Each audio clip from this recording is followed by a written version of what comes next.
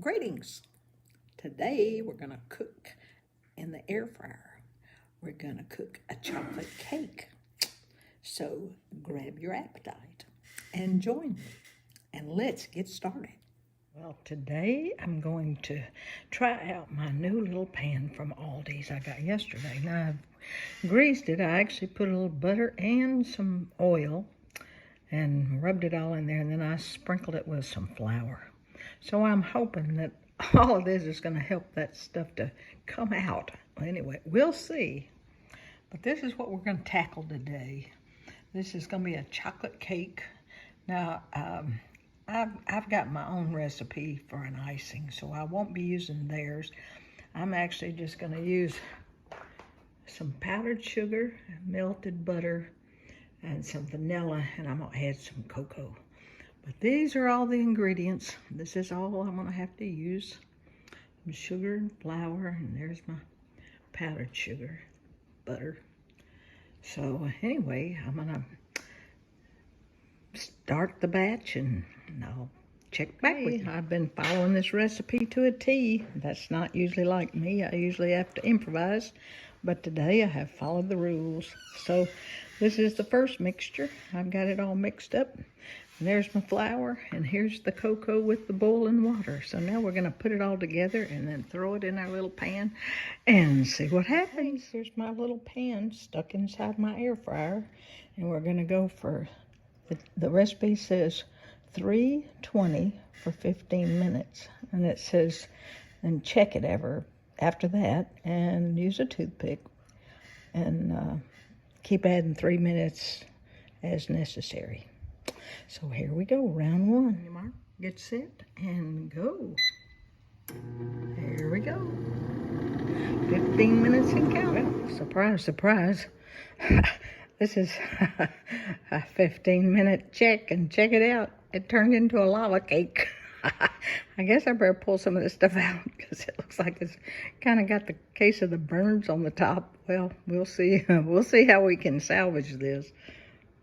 Oh my goodness. I might have been real upset if it hadn't been for my wonderful kasori, because it's such an easy cleanup. So we're going to try one more time. Okay, we're going for another 3 minutes at 320. And I think, let's see, I love this thing because it tells me I'm supposed to have it like 205 to 209, I think. I'll double check that. But anyway, that's when a cake is supposed to be done. So not only a toothpick, but using that is a real help. So anyway, we're going to see what the finished product looks like. This cake is finally done. As you can see, it has reached its 206. It's got to be from 205 to 209 degrees. So anyway, we're going to let it cool before I attempt dumping it out.